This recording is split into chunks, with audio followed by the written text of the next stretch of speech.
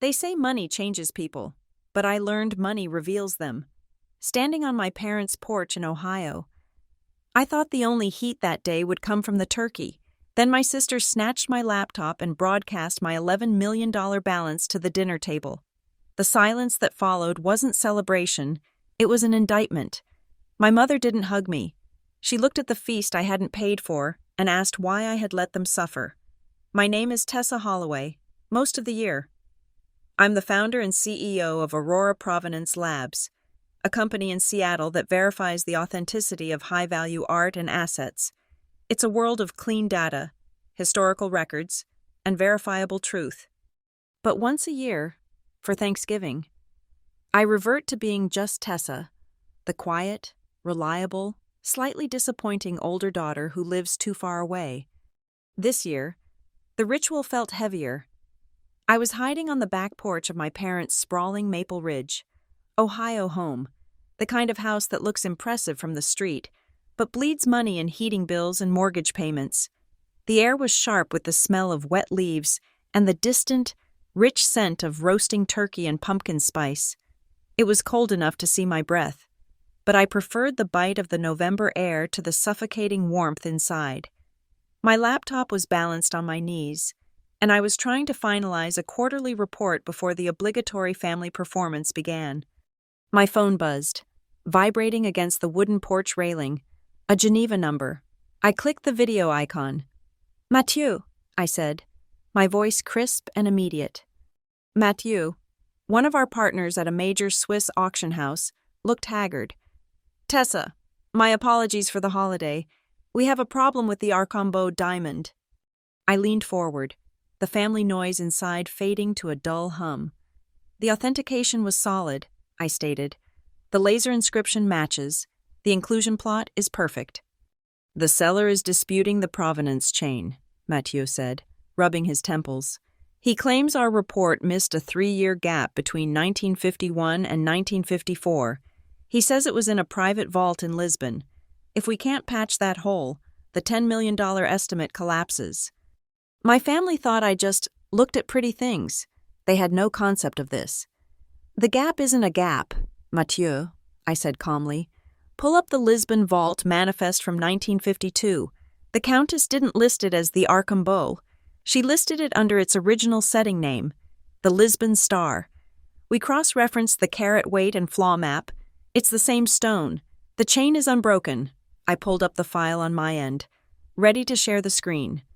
Your seller isn't nervous. He's trying to manufacture a flaw to leverage a lower commission. Tell him Aurora stands by the report. 100%. Matthew's shoulders slumped in relief. Of course, the Lisbon Star. Tessa, you are a lifesaver. Enjoy your turkey. The call ended. I allowed myself one deep breath of the cold air, feeling that familiar, clean satisfaction of solving a puzzle, of imposing order on chaos. That was my world. Then the sliding glass door shrieked open behind me. There you are. We were wondering if our big CEO guest was too important to say hello. I didn't need to turn around.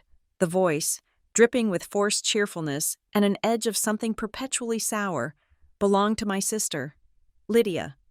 I closed the financial report tab, leaving only my email inbox open. Just finishing one thing. Lyd, I'll be right in. Lydia, self-proclaimed lifestyle influencer, drifted onto the porch, wrapped in a cashmere cardigan that I suspected last month's emergency check had paid for. Her phone was already in her hand, screen facing outward, though not actively recording. Yet, seriously, Tess? She chirped, leaning against the railing and striking a casual pose for an imaginary camera. It's Thanksgiving. Does the world end if you don't answer an email for one day? God, I wish I had your focus. Some of us just have to, deal with our health and be present. It was a client call, Lydia. It's handled. A client call, she repeated, tasting the words. She sidled closer, her eyes darting to my laptop screen. Must be a very important client. You're always so secretive. Making big bucks over there in Seattle? It's just boring company numbers, I said, angling the laptop slightly away. It was a practiced move. one I had used for years. I had learned to be vague, to downplay. My success made them uncomfortable. It made them needy. Right, boring. Lydia's smile was too wide. You know, Mom and Dad are so stressed. The new roof quote came in way higher than they thought, and my new treatment protocol isn't fully covered. I'll talk to Mom about the roof, I said, starting to close the laptop. And I thought the $2,000 a month was covering the treatments. Well, things get more expensive, she said vaguely. And then she moved. It was fast, a playful, childish lunge that was anything but. Her hand shot out and grabbed my laptop before I could shut it completely. Lydia, give it back. I'm not kidding. Oh, come on, she laughed, a high tinkling sound that grated on my nerves. She held it above her head like a trophy. Let's finally see what's more important than your family on Thanksgiving. I'm sure my followers would love to know what a girl boss really does. She turned and slid the door open, her phone now held up and clearly recording. Come on, everyone! I captured the elusive CEO. I felt a cold spike of adrenaline. Lydia, stop. That's proprietary information. Turn that camera off. But she was already in the dining room, her voice echoing off the high ceilings. I followed, my heart hammering, shoving my phone into my pocket as I entered the warmth and noise. The entire family was there, gathered around the long, polished mahogany table. My mother, Diane, was at the far end, placing napkins. My father, Greg, was carving the turkey, his face flushed with heat and a pre-dinner whiskey. My aunts, uncles, and a few cousins were scattered around, mid-conversation. Lydia, what is this? My mother asked, annoyed but amused. I finally got it, Lydia announced, placing the laptop on the table, right between the gravy boat and the sweet potato casserole. She flipped the screen open. I froze in the doorway. Lydia, close that, now! My voice was low, colder than the porch air. What's the big secret, Tessa? My father chuckled, not looking up from the turkey. Got your nuclear launch codes in there? Lydia's fingers danced on the trackpad, waking the screen, because I hadn't fully closed the application. The last tab I had open, the one I'd closed just before her entrance, reopened. The Aurora Provenance Labs financial dashboard. It was our internal accounting summary, a live feed of our operating accounts, investments, and assets. And at the very top, in a bold, impossible-to-miss font, was the summary line, total liquid assets, $11,034,872. The sound in the room died. It wasn't a gradual lowering of volume. It was as if someone had hit a mute button. The clink of a fork against a plate stopped mid-scrape. My father's carving knife paused, buried in the turkey's breast. My Uncle Mark's story about his drive from Cleveland cut off in the middle of a word. My father's face went from flushed to a sickly, pale gray. My mother's jaw literally dropped open, her hand frozen in the air. My Aunt Carol, the town gossip, let out a strangled little gasp. The dashboard glowed in the center of the table, illuminating the stunned faces around it. Lydia herself seemed shocked, her eyes wide as she stared at the number, her live-streaming phone forgotten for a second, still aimed at the screen. My mother was the first to find her voice. It wasn't wonder, it wasn't joy. It was a sharp, rising wave of accusation. Tessa? Her voice cracked. She pointed a trembling finger at the screen. 11 million? You have over $11 million? I took a step forward. Mom, that's the company's money. It's not my personal bank account. It's for operations. It's... You let us suffer, she whispered, her face twisting, and then the volume came. A full-blown wail that was part grief, part rage. Tessa, you let your father and me struggle to pay his medical bills?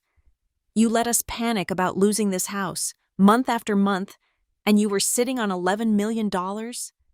Diane, that's not fair, I started, but my father cut me off.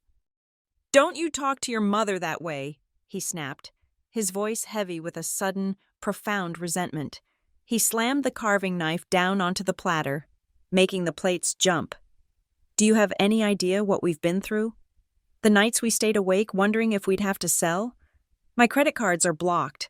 Tessa, we had to skip the payment on the car. Lydia had to stop her treatments because we couldn't afford the copay. He was advancing on me now, his face purple. And you hid this from us. I didn't hide. Then came the tears. Lydia's were always perfectly timed. She sank into a dining chair, her face crumpling beautifully for her audience, her phone now strategically aimed to capture her own distress.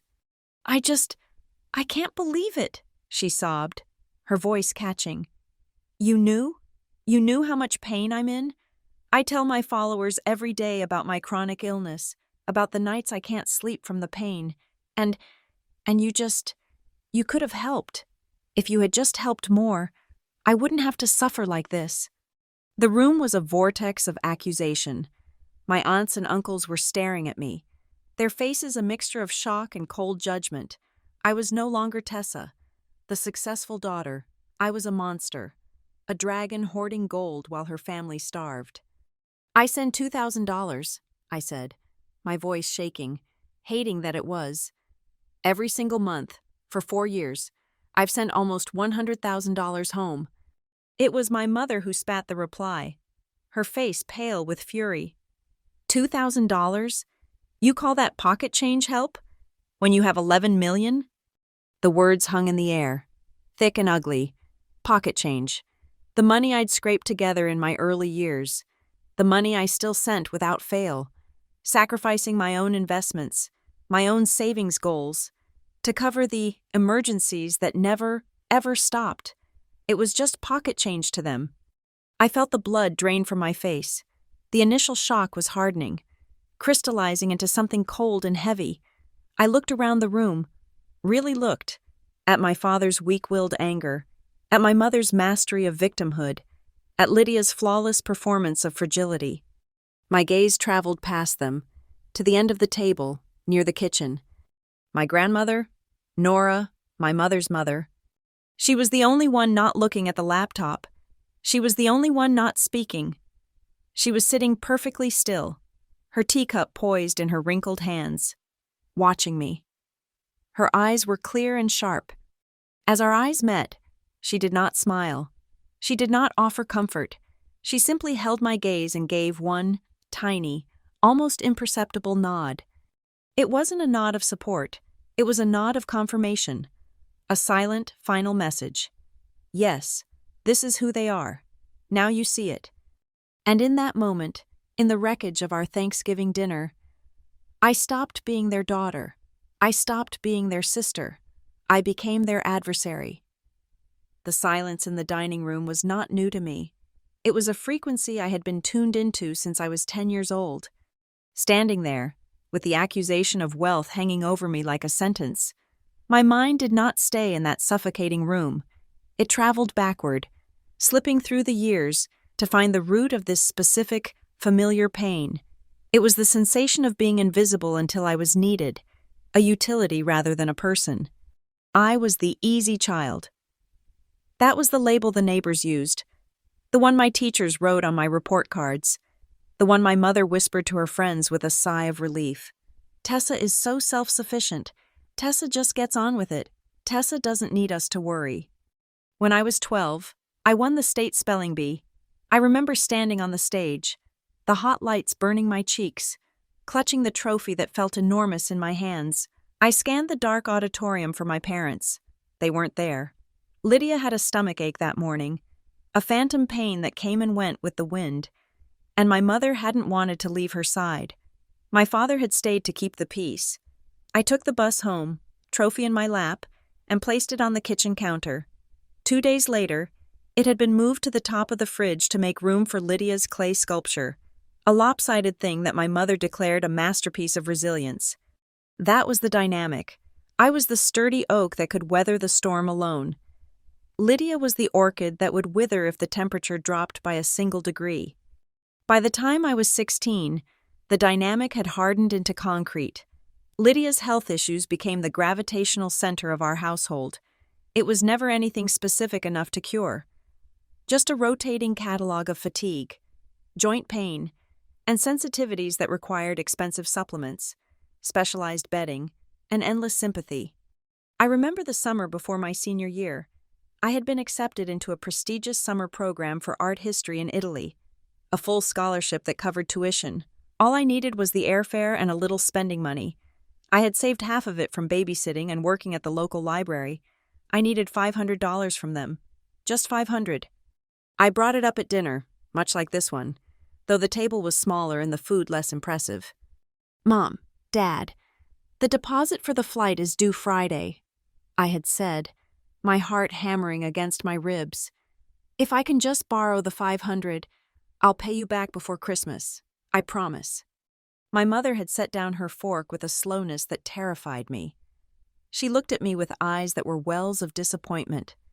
"Tessa," she sighed, the word heavy with exhaustion. "Your sister started the new holistic therapy this week. Do you know how much that costs? It is $300 a session, and you are sitting there asking for a vacation?" "It's not a vacation," I argued, my voice tight. "It's a scholarship program. It's for college." "It is Europe," my father chimed in, not looking at me, focusing intently on his peas. "It is a luxury. Tessa, we are trying to keep this family afloat. We are trying to keep your sister out of pain. And you want to go look at old paintings?" "But I earned this," I whispered. "Don't be selfish," my mother snapped. It was her favorite weapon, a blade she kept sharp. "Lydia can barely get out of bed some days. How can you think of parading around Italy while she suffers? You should be thinking about how to help us, not how to run away." I didn't go to Italy. I gave them my savings to pay for the holistic therapy. 2 weeks later, I saw Lydia at the mall with her friends, laughing and carrying bags from the expensive boutique downtown. When I confronted my mother, she told me I was being paranoid, that Lydia was having a good day, and I should be grateful she was smiling. That was when I learned that my achievements were luck, but Lydia's struggles were tragedies that required the suspension of everyone else's lives. The only person who saw me was my grandmother, Nora. I remember sitting on her front porch the week after the Italy debacle. I was trying not to cry, staring at the cracked pavement. She placed a cup of tea next to me. Black, no sugar, just how she drank it.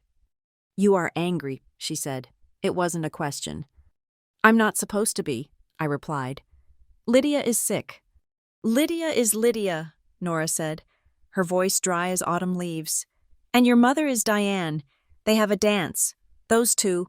One plays the damsel, the other plays the savior. There is no room on the stage for you, Tessa." She looked at me then, her eyes sharp behind her bifocals. "They do not realize it, or perhaps they do not want to, but you are carrying this house. You are the only reason the walls haven't fallen in. But be careful, child. If you carry a burden too long, you forget how to stand up straight without it." I left for Seattle the morning after my high school graduation. I didn't look back. I clawed my way through college on loans and 3 simultaneous part-time jobs. I built my career in the cold, sterile labs of the art world, finding comfort in things that could be measured, tested, and proven. A diamond was real. A provenance document was factual. There was no gaslighting and carbon dating. But I never really escaped them. The emotional tether was long, and it stretched across the country. I lived in a studio apartment the size of a closet in Belltown. I ate instant noodles and walked to work to save bus fare. I was building Aurora Provenance Labs from nothing, pouring every cent I had into the business. And yet, the phone calls came. They always started the same way. A text from my mother. "Call me. It's urgent." I would step out of a meeting, or wake up at 2 a.m, my stomach churning with conditioned dread. "Mom, is everything okay?" "It's your father," she would sob, or "It's Lydia," or "The bank called." The stories were masterpieces of disaster. The furnace had exploded in the middle of a blizzard. Lydia needed an experimental medication that insurance denied. The car transmission fell out on the highway. The narrative was always that they were on the precipice of total ruin, and I was the only thing standing between them and the street. "I don't have much, Mom," I would say. looking at my own bank account, which hovered in the low triple digits. "But you have that fancy job," she would cry. "You're in the city. We're drowning here. Tessa, after everything we did for you, we raised you, we fed you, and now you're going to let us freeze?" So I would send the money. I sent my rent money. I sent my food money. I took on freelance authentication gigs for shady pawn shops just to cover the transfers. I lived in a state of perpetual financial anxiety, not because I wasn't making money, but because I was hemorrhaging it to Ohio. There was one time, about 5 years ago, when I tried to change the script. I had just started making real money with Aurora. My mother called, frantic, claiming Lydia needed an emergency surgery for a vague internal blockage. She needed $6,000 immediately for the deductible. Something in her voice didn't sit right. It was too rehearsed, too perfectly pitched. "Okay, Mom," I said, sitting in my office, staring at the rain streaking the glass. "I can send the money, but I need you to email me a photo of the hospital bill first. My accountant needs it for tax purposes." The silence on the other end was deafening. "What?" she asked, her voice dropping an octave. "Just the bill," I repeated, my hand shaking slightly. "Or the admission paperwork, anything with the amount on it." You don't trust your own mother?" She sounded horrified, as if I had slapped her. "Your sister is lying in agony, and you are talking about paperwork? You think I am lying? About my own daughter's health?" I didn't say that. I just said I need the documentation. "I cannot believe you," she hissed. "You have become so cold, Tessa, so heartless. Money has rotted your soul." She hung up. I waited for the callback. I waited for the bill. Instead, I got silence. For 3 months, they did not call. They did not text. I sent birthday cards. They went unacknowledged. I called on Sunday mornings. It went to voicemail. It was the longest 3 months of my life. The silence was a punishment, a deliberate exile. It was designed to make me feel the weight of my solitude. It was designed to teach me a lesson. You are part of this family only on our terms. You pay, and you don't ask questions. If you ask questions, you are nothing to us. I broke first. I didn't apologize, but I sent a check for Christmas, a big one. The next day, my mother called, cheerful and bright, as if the 3 months of silence had never happened. "Oh, Tessa, honey, thank you. We missed you so much. When are you coming to visit?" I had learned my lesson. I bought their love with wire transfers. I bought my place at the table with silence. Which brought me back to the present moment. I looked at Diane, her face twisted in that familiar mask of righteous victimhood. I looked at Greg, the enabler who hid behind his wife's skirt while enjoying the fruits of her manipulation. I looked at Lydia, the professional patient, whose tears could turn on and off like a faucet. "You let us suffer," my mother repeated, the words echoing in the dining room. It was the same line, the same script, the same guilt. But as I stood there, gripping the edge of the mahogany table, I realized something had shifted. When I was 16, I believed them. When I was 25, I feared them. When I sent that check after 3 months of silence, I was desperate for them. But I was 32 now. I ran a company that dealt in absolute truths. I spent my days distinguishing the fake from the real. I looked at the laptop screen, still glowing with the proof of my success. Then I looked at the Instagram app open on Lydia's phone, broadcasting this farce to the world. I saw the cracks in the varnish.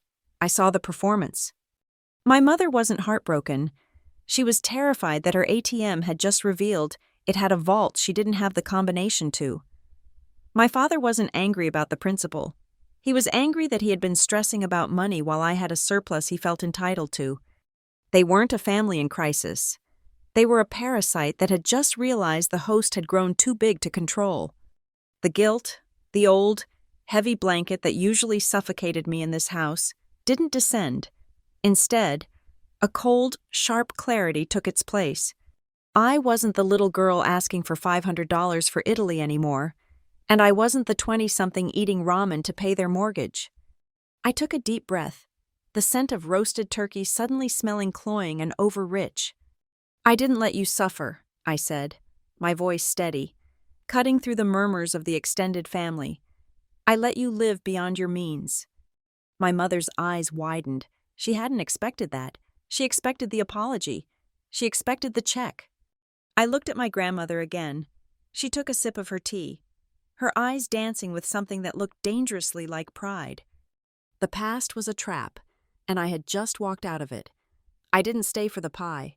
I didn't make excuses. I just said, "I have a flight to catch," packed my carry-on, and called a car to the airport, leaving the half-eaten turkey and the $11 million bomb sitting in the middle of the table. The flight from Cleveland to Seattle is long, 5 hours in a pressurized tube, trapped in the dark with your own thoughts. I sat in seat 2A, the window seat, and watched the lights of the Midwest blur into a black void. Other passengers were watching movies, sleeping, or reading. I put in my noise-canceling earbuds, but I wasn't listening to a podcast. I was listening to the raw audio file I had recorded on my phone. It's a habit I picked up from high-stakes negotiations. I record any meeting where I suspect the truth might become flexible. It's for my own protection, to have a verifiable record. I had hit the record button in my pocket the moment I heard Lydia's voice on the back porch. Now, at 30,000 feet, I was listening to the destruction of my family. There was Lydia's high, performative shriek. 11 million! There was my father's guttural, immediate rage. "You let us suffer!" My mother's wail, a sound she had perfected over decades. Your father's medical bills, Lydia's treatments, pocket change. And then, my own voice, thin and shaken, trying to defend the indefensible. "I send $2,000 every month." The flight attendant touched my shoulder. "Ma'am, we're about to land. Can I get you anything?" I pulled one earbud out, the audio of my mother's sobs still ringing in the other. "No, thank you. I'm fine." I was not fine. I was something else entirely. I was awake. My apartment in Seattle is a stark contrast to the cluttered, overstuffed Colonial in Maple Ridge. It's a high-rise in Belltown, all glass and steel, overlooking the dark, cold waters of Elliott Bay. I live alone. My space is minimal, precise, and orderly. It is the life I built, the antidote to the chaos I was born into. I didn't sleep. I dropped my bag by the door, walked to my home office, and powered up my workstation. This was not a job for a single laptop.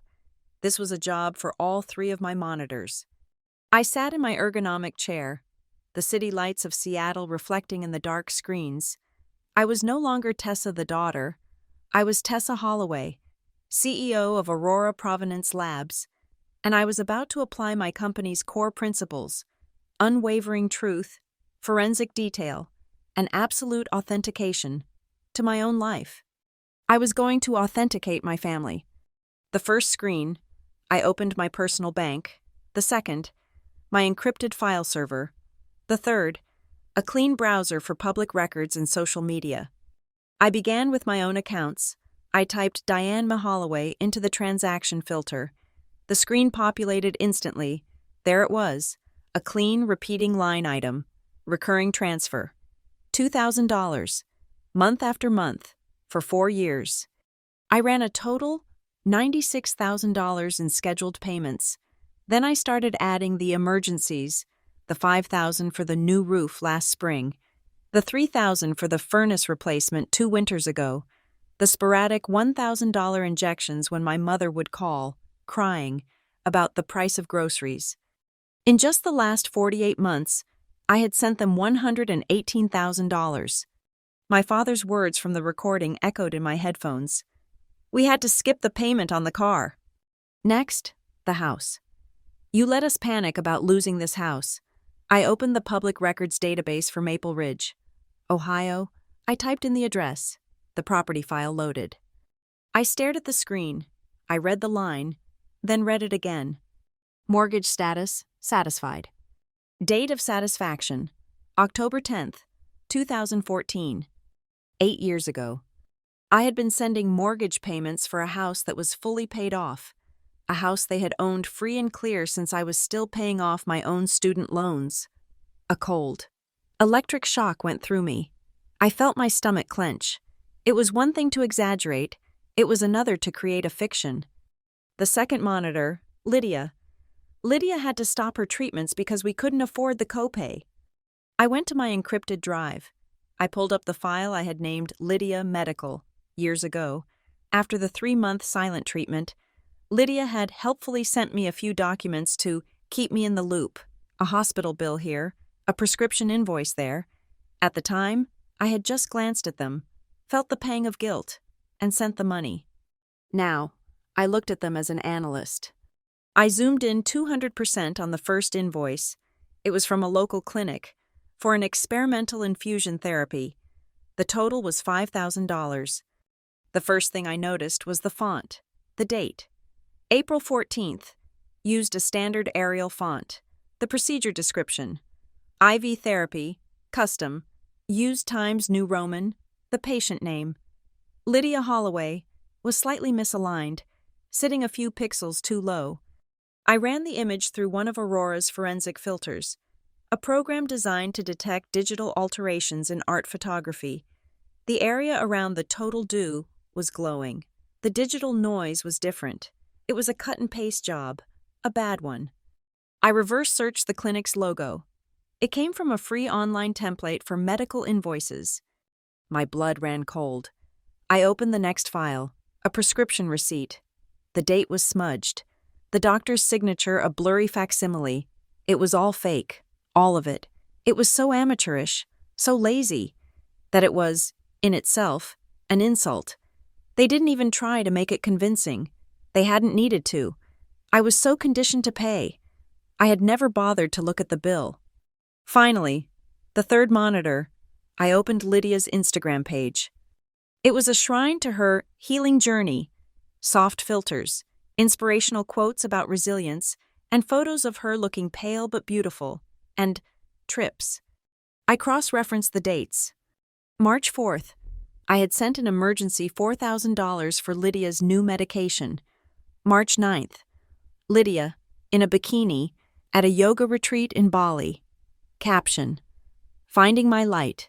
This journey is so hard, but so necessary. May 20th, my mother called, hysterical, about the property tax bill that was going to steal their home. I sent $3,000. May 25th, Lydia, in a different bikini, laughing on a beach in Cancun. Caption: Sometimes you just have to choose joy. I scrolled for an hour. New designer shoes, spa days, expensive dinners, a new car she'd posted 2 months ago, which she claimed was a miracle from a local dealership promotion. It all lined up, a perfect shadow ledger to my bank transfers. Every time I had sacrificed, they had splurged. I was drowning in the data, the evidence stacking up like bodies. I needed air. I went to my audio log, the archive of all my saved family calls. I clicked on a file from 6 months ago, the leaky roof crisis. My mother's voice, frantic. Tessa, the water is just pouring in. It's an emergency. We need $5,000 by Friday. It's for Lydia's health. The mold. You know, the black mold. I listened, my heart a stone, and then I heard it. The slip. The one I had missed in my own panic. I just can't stand the thought of Mrs. Gable next door. My mother's voice lowered, conspiratorial and raw. Seeing us with buckets on the porch, she'll laugh right in my face, after all Greg's done for this neighborhood. It was never about the mold. It was about pride. It was about keeping up appearances. It was about my mother's petty social standing, funded by my guilt. I sat back, the 3 monitors illuminating my face in the dark apartment. The truth was absolute. I had not been a daughter. I had been a resource. I was an ATM, an unvetted asset, a revenue stream that had just threatened to dry up, and my entire family had been a unified front, a conspiracy of liars, repeating the same stories, validating each other's sickness and poverty, all to keep the money flowing from Seattle. My memories, my guilt, My entire childhood. It had been adjusted by them, curated to create a perfect paying victim. I picked up my phone. I opened my banking app. I navigated to bill pay, to recurring transfers. There it was. Diane M. Holloway, $2,000. Next payment, December 1st. My thumb hovered over the red cancel button. I saw the trophy on top of the fridge. I saw the Italy brochure in the trash. I saw the doctored invoice. I heard the word pocket change. I pressed the button. A confirmation box popped up. Are you sure you want to cancel this scheduled payment? I looked at the words, at the lights of the city outside my window, at the life I had built not because of them, but in spite of them. I whispered to the empty room. This time, I am... The elevator ride to the 42nd floor of the Aurora Provenance Labs headquarters was the first time I had breathed properly in 48 hours. The doors slid open with a hush, revealing the world I had built, a world of cool grays, tempered glass, and the quiet, rhythmic hum of high-level productivity. Here, nobody cared about my family drama. Here, I wasn't the stingy daughter or the selfish sister. I was the CEO who had secured 3 major government contracts in the last quarter alone. I walked past the rows of analysts, heads bent over dual monitors, verifying the existence of assets that moved markets. They nodded as I passed, respectful, focused. "Good morning, Tessa," my operations director said, not looking up from a tablet. "The Swiss server migration is complete." "Excellent," I replied, my voice steady. "Send the report to my inbox."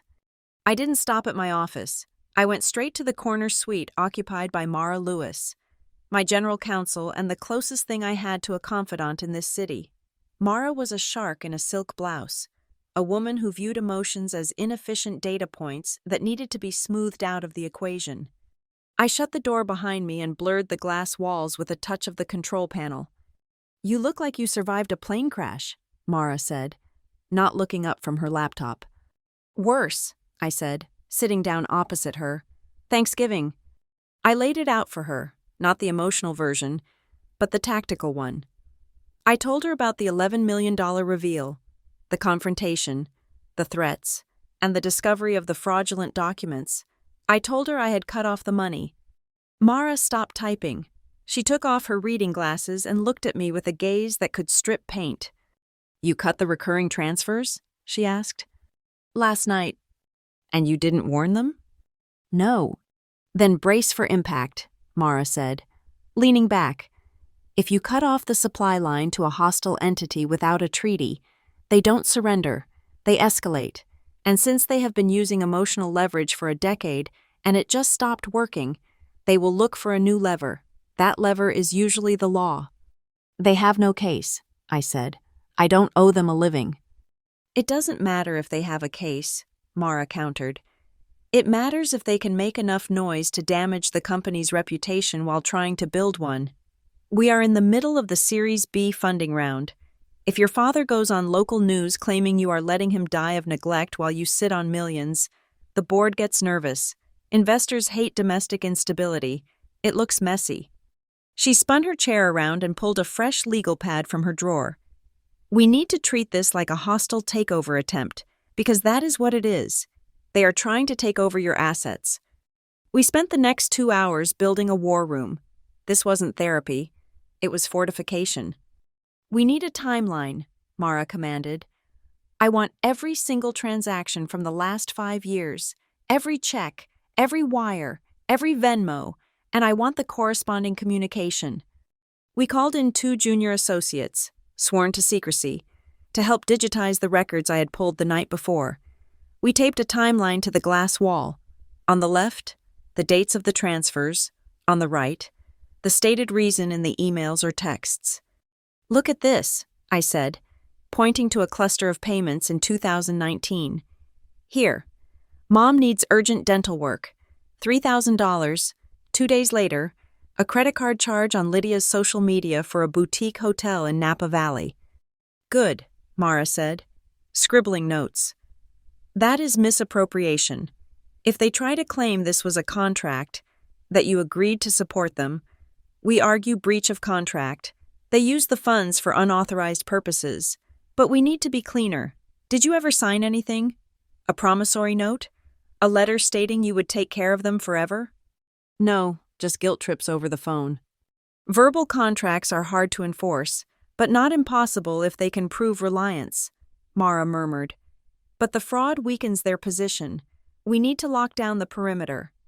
I picked up the internal phone and dialed security. This is Tessa, I said when the head of security answered. I need to update the access protocols for the executive floor, effective immediately. The standing guest passes for Greg Holloway, Diane Holloway, and Lydia Holloway are revoked. There was a brief pause on the line. My parents had visited the office twice in the last 5 years, parading around like they owned the place, charming the receptionists. They loved the status of being the CEO's parents. Revoked, ma'am? Revoked. If they show up in the lobby, they are to be treated as unauthorized visitors. They do not get past the turnstiles. If they cause a scene, you follow standard removal protocol. Do not call me down. Do not patch them through. Understood. I hung up.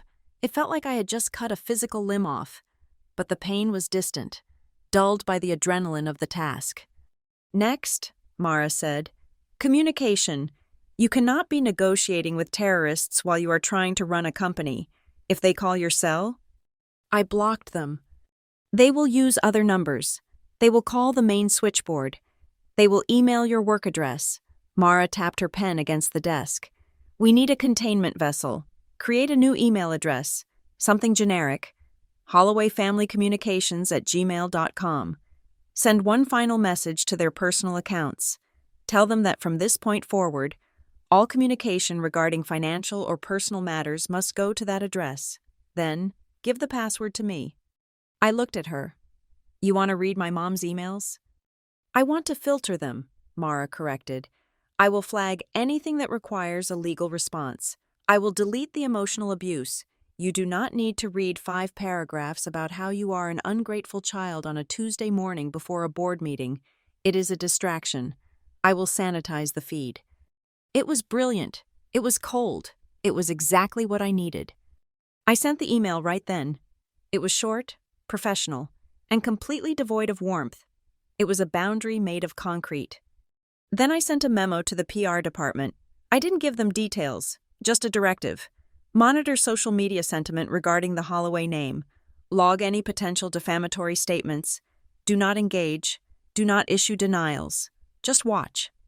By noon, the office felt different. It was no longer just a workplace. It was a fortress. I had raised the drawbridge. I took a break to eat a protein bar in my office, staring out at the gray Seattle skyline. My phone sat on the desk. Silent. The blocks were holding, but the silence felt heavy, pregnant with the storm that was gathering in Ohio. I needed to make one call, the only one that mattered. I dialed my grandmother's landline. She answered on the second ring. I was wondering when you would call, Nora said. Her voice was clear, lacking the static of the drama that surrounded the rest of them. I cut them off. Grandma, I said. All of it, the money, the access. The line was quiet for a long moment. I could hear the ticking of the clock in her hallway in Maple Ridge. And what did you find? She asked. Everything, I said. The house is paid off. The medical bills are fake. Lydia is traveling on my dime. I suspected as much, Nora said. I didn't know the extent, but I knew the shape of it. Why didn't you tell me? I asked, a hint of betrayal creeping into my voice. Why did you let me pay? Because you wouldn't have believed me, she said simply. You needed to be the savior. Tessa, it was how you survived them. You thought if you paid enough, they would finally love you the way you wanted. If I had told you 5 years ago, you would have defended them. You had to see the numbers yourself. You are a creature of evidence. She was right. God, she was right. So what now? Nora asked. You have the truth. The question is, what is your intent? Are you using this truth to get free? Or are you using it to destroy them?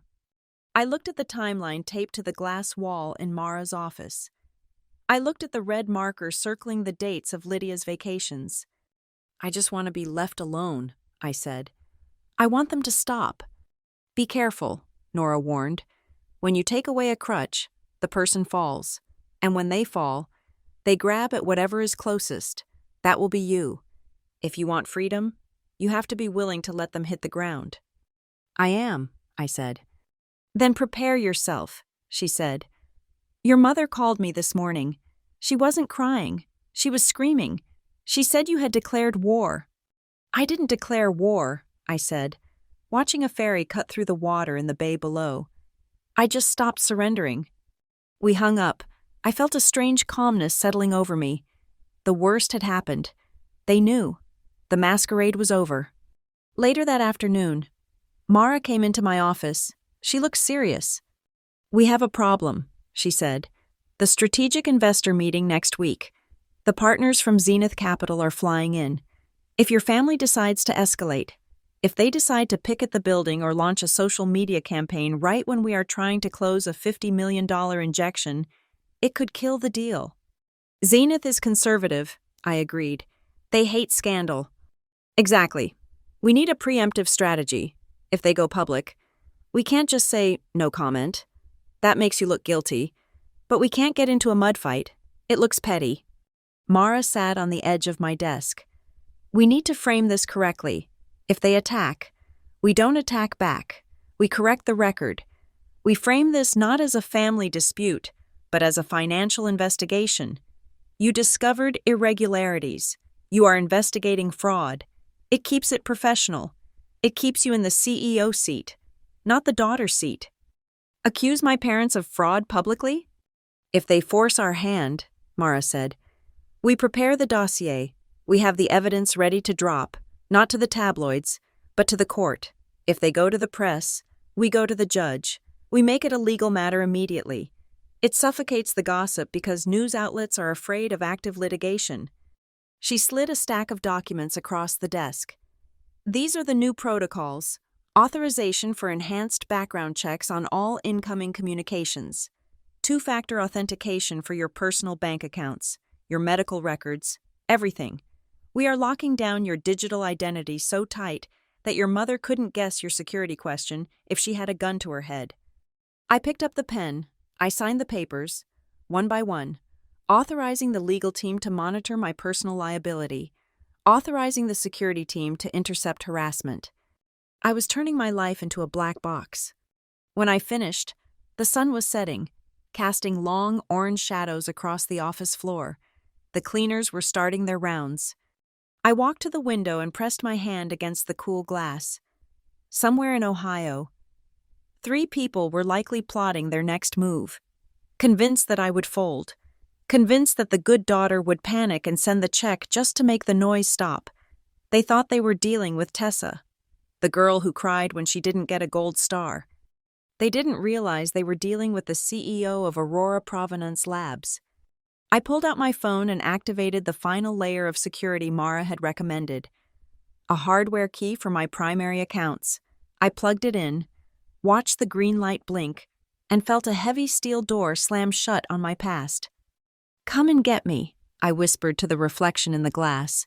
If you want to be enemies, I promise you, I will be the kind of enemy you never saw coming. The lobby of the Aurora Provenance Labs building usually smelled like white tea and ozone, a scent engineered to suggest clarity and high-end precision. But on that Tuesday morning, a week after Thanksgiving, the air in the atrium felt heavy, charged with the static electricity of a coming storm. Outside, Seattle was doing its best to perform Christmas. A fine, freezing rain was falling, blurring the lights of the Pike Place Market down the hill, turning the city into a watercolor painting of grays and festive reds. Inside, my staff was moving with the quiet efficiency that I prided myself on. We were closing out the fiscal year, and the hum of productivity was the only sound I wanted to hear. I was in a strategy meeting with the head of our European division when the call came through. My assistant, Sarah, didn't buzz the intercom. She opened the door, her face pale. "Tessa," she said, her voice tight. "Security is on line 1. You need to look at the lobby feed, now." I didn't ask questions. I picked up the remote and switched the large wall monitor from the London sales projections to the internal security network. Camera 4. The main lobby. The high-definition screen revealed a scene that looked like a car crash in slow motion. 3 figures were standing near the polished granite reception desk. They didn't look like the confident country club parents they pretended to be in Ohio. They looked like refugees from a disaster of their own making, dressed in clothes that were calculated to look slightly too thin for the weather. My mother, Diane, was weeping. It wasn't her usual soft, manipulative sniffle. This was a full-body performance. She was clutching the edge of the reception desk, her knuckles white, shouting something at the terrified 20-year-old receptionist. My father, Greg, was red-faced, pointing a finger into the chest of our lead security guard, a man named Marcus, who was twice his size and displaying the patience of a saint. And then there was Lydia. She was standing a few feet back, holding her phone up with a gimbal stabilizer, a professional tool for a professional liar. She was panning the camera back and forth between our towering, glass-walled elevators and our crying mother. I unmuted the feed. The sound filled my office. "She is up there!" my mother screamed, her voice cracking perfectly. "My daughter is sitting in a gold tower while her family freezes on the sidewalk. We just want to talk to her. We just want to see her." "Ma'am, you need an appointment." The receptionist stammered. "I cannot let you up without a badge." "Appointment?" Greg bellowed. "I am her father. Since when does a father need a badge to see the child he raised? The child he sacrificed everything for?" I stood up, walking to the glass railing of the mezzanine that overlooked the atrium. From 40 floors up, they were small, insignificant specks, but the noise they were making was filling the entire building. I could see employees on the lower levels drifting toward the railings, phones out, whispering. "They are live streaming," I said, my voice cold. Sarah nodded. We checked. Lydia is live on TikTok and Instagram. She has about 5,000 viewers right now. The caption is, "Billionaire sister locks out sick family during Christmas." I watched Lydia on the screen. She wasn't crying. She was narrating. I could see her lips moving, shaping the narrative, turning my life into content. She was framing the shot to make the security guards look like stormtroopers and my parents look like martyrs. "Get Mara," I said. Mara Lewis was already there. She walked into my office, her tablet in hand, watching the same feed. "This is a raid," Mara said flatly. "They are not here to talk. Tessa, they are here to provoke a reaction that they can clip and sell." On the screen, the situation was escalating. Greg had pulled a piece of paper from his coat pocket and was waving it in Marcus's face. "Do you know what the law says?" Greg was shouting, loud enough that the echo reached the second floor. "Filial responsibility. Look it up. In some states, children who have means are required to care for destitute parents. She cannot just abandon us. We will sue her. We will take this whole building if we have to, just to show the world who she really is." I felt a muscle in my jaw jump. Filial responsibility. He had been doing research, or, more likely, he had found a desperate lawyer who gave him a buzzword to weaponize. Ohio did have those statutes, technically, but they were rarely enforced across state lines like this. It didn't matter if he was right. It mattered that he was saying it loud enough for the court of public opinion. "Tessa," Mara said, stepping up beside me at the railing. "They are trespassing. They are creating a disturbance. I can have the police here in 5 minutes. We can have them removed in handcuffs." I looked down at them. If I called the police, Lydia would get the shot of the year. Her elderly parents being dragged away by the state, ordered by their cold-hearted daughter. It would be viral gold. It would confirm every lie they had told. "No police," I said. "They are refusing to leave," Mara argued. "Security cannot physically drag them out without risking a lawsuit for assault. Greg is baiting Marcus. Look at him." Greg was indeed stepping closer to the guard, practically daring him to push back. "If I hide up here," I said, turning to Mara, "I admit guilt. If I let the police handle it, I look like a coward. They want a villain? Fine. But I am not going to be the villain they wrote. I am going to be the CEO." I smoothed the front of my blazer. I am going down there. Tessa, no, Mara warned. That is exactly what Lydia wants. She wants a confrontation on camera. She's going to get one, I said, but not the one she expects. I need you to come with me and tell security to hold the line, but not to engage physically unless they are attacked. I walked to the elevator. The ride down took 40 seconds. 40 seconds to compose myself. 40 seconds to lock away the daughter who had cried over a lack of turkey and become the woman who managed asset risks for a living. The elevator doors slid open. The noise in the lobby was deafening now. A crowd had gathered. Couriers, staff, clients waiting for meetings. In the center of the circle were my parents and Lydia, a grotesque tableau of staged misery. When I stepped out, the sound shifted. People saw me. A ripple of silence spread outward from the elevator bank. I walked straight toward them. I didn't rush. I didn't look angry. I looked busy. Lydia saw me first. Her eyes lit up with a predatory gleam. She swung her phone around, aiming the lens directly at my face. "There she is," Lydia shouted to her followers. "Everyone, look! The CEO finally descends from her ivory tower." Diane turned. Her face was blotchy, her eyes swollen. For a second, I saw the mother I used to try so hard to please, but then I saw her glance at Lydia's phone to make sure she was in the frame, and the illusion vanished. "Tessa!" Diane wailed, opening her arms as if to embrace me. "Oh, thank God. Tessa, please, tell these men to let us in. We just want to talk to you. We have nowhere to go."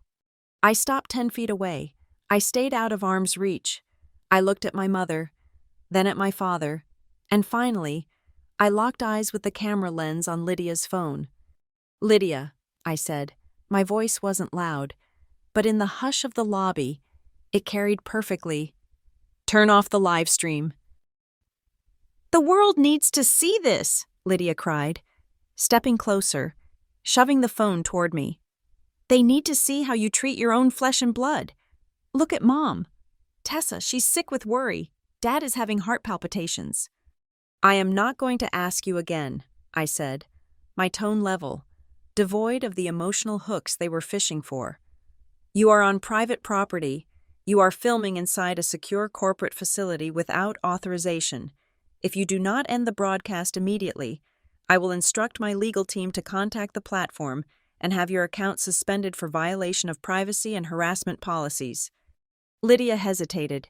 She knew I didn't make idle threats, but the comments were probably flying in, fueling her adrenaline.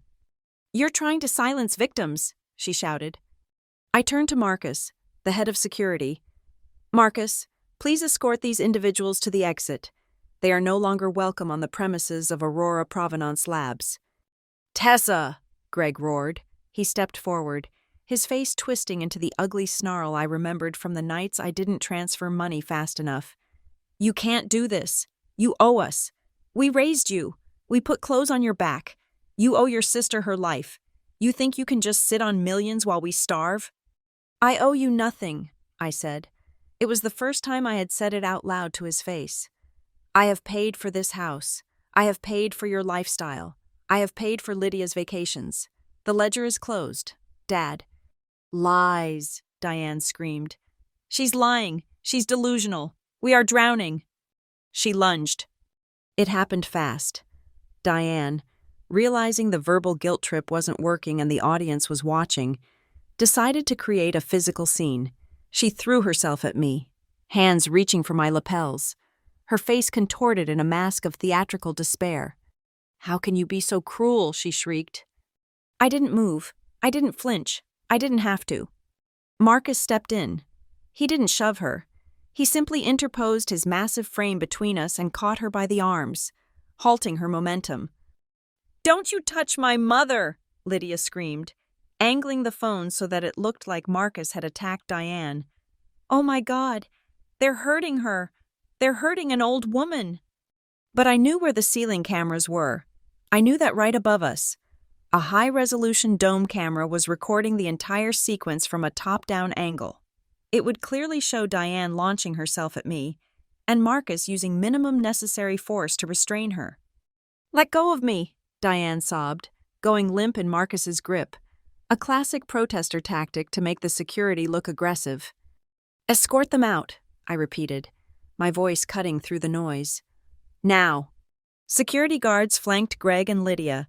Greg tried to puff out his chest, but he was an aging bully facing trained professionals. Lydia was still filming, backing up toward the revolving doors, narrating frantically. "This is what power looks like, guys. This is what money does to people. She's throwing her own family out into the rain." I stood still, watching them being herded toward the glass doors. The wind formed the revolving door swept in, cold and biting, carrying the smell of the wet street.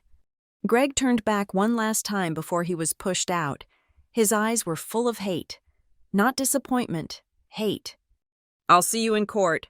Tessa," he yelled, "I'll sue you for everything you have. You'll be back to nothing." "From now on," I said, speaking clearly so that both Lydia's phone and the witnesses could hear, "you can contact me only through my attorney. Do not come to my home. Do not come to my office. I will not answer your calls. If you approach me again, I will file for a restraining order." "Ungrateful b—" The glass door spun, cutting off his final word. They were outside now. I could see them through the floor-to-ceiling windows. Diane was slumped against a planter, sobbing into her hands for the benefit of passers-by. Lydia was still filming the building, probably zooming in on my silhouette. Greg was pacing, yelling at the sky. I stood there for a moment, feeling the eyes of my employees on my back. They had seen the drama. They had heard the accusations. I turned around. Mara was standing right behind me, looking grim but satisfied. "You handled that well," she murmured. "The camera angles will save us." "It's not over," I said quietly. I looked at the receptionist, the young girl who was still trembling. "Take the rest of the day off. Julie, go home. I'm sorry you had to deal with that." Then I walked back to the elevator. I kept my head high. I didn't look at my phone, though I knew it was probably exploding with notifications. I stepped into the car, and Mara followed. As the doors began to slide shut, I saw them one last time through the lobby glass. 3 ghosts from a past I had tried to buy my way out of, now standing in the cold rain of my present. The doors clicked together, sealing the lobby from view. The silence returned. I looked at my hands. They were shaking, just a little. I clenched them into fists, feeling the bite of my fingernails against my palms. "They're going to file," I said to Mara as the elevator began its ascent. "Greg wasn't bluffing about the lawsuit. He's desperate." "Let them file," Mara said, checking her watch. "A lawsuit requires discovery. Discovery requires evidence, and evidence is the one thing they cannot afford to show."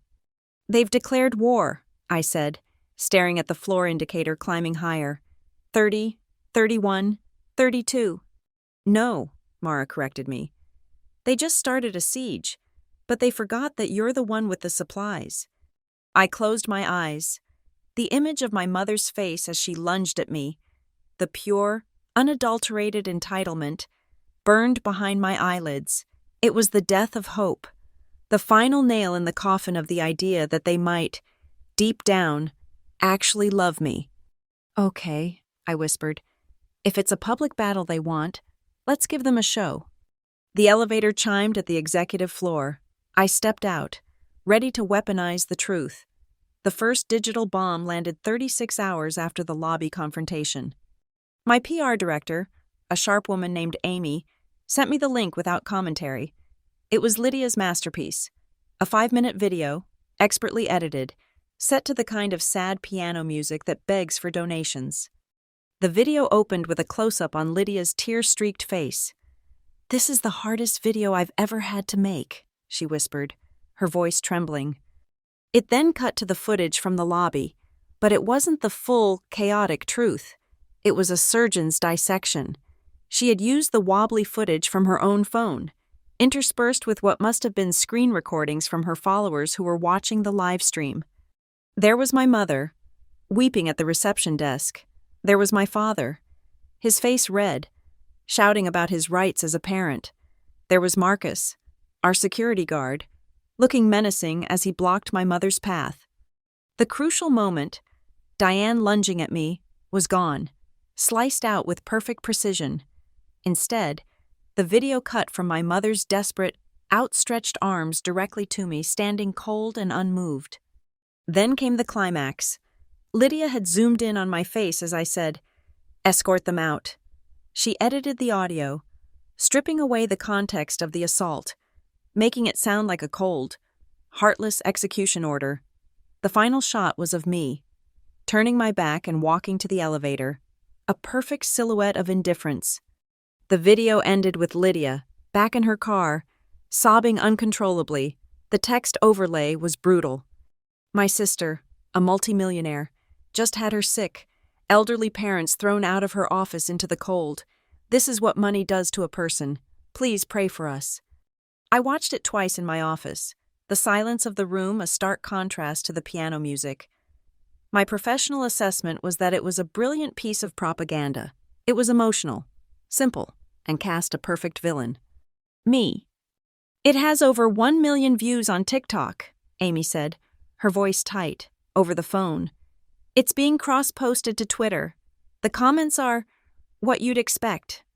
"Rage," I said, closing the tab. "And a lot of eat the rich. You've become the poster child for heartless CEOs.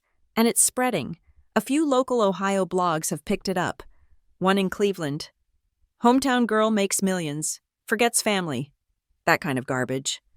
"Just log it, Amy," I said, my voice flatter than I felt. "Hold the line. No comment." "Holding," she said, but I could hear the doubt in her voice. "But Tessa, this is fast, and it's ugly." The first real tremor hit my desk 48 hours later. It was an email from the legal department of one of our largest clients, a Belgian art consortium. They were in the final stages of a 3-year contract renewal. Subject: urgent. Request for clarification. The email was polite, but the subtext was a blade. "It has come to our attention via public social media channels that allegations of an ethical nature have been raised concerning Aurora's CEO. While we respect the privacy of your executive team, our consortium's charter has a strict morality clause. We must ask for a formal explanation of these familial abandonment claims before we can proceed with the contract finalization. We will be pausing the signature, effective immediately." I printed the email and walked it over to Mara's office. She read it, her jaw tightening, pausing a contract worth 8 figures over a TikTok video. "That's the power of the narrative, Mara," I said. "Right now, Lydia's is the only one on the market." "This is exactly what I was afraid of," she said. "The board meeting is in 1 hour. This just moved from a personal problem to a fiduciary crisis." The board meeting was a bloodbath. I sat at the head of the long, polished table, our 6 board members on the video screen in front of me. Most of them were investors who had backed Aurora from the beginning. They were, until this week, my biggest fans. "Tessa, you have to understand our position," said Robert Vance, our oldest board member, a man who wore his old money status like a suit of armor. "I don't care what you do in your personal life, but when your personal life is threatening to destabilize our new funding round, it becomes my business." "It's a manufactured scandal."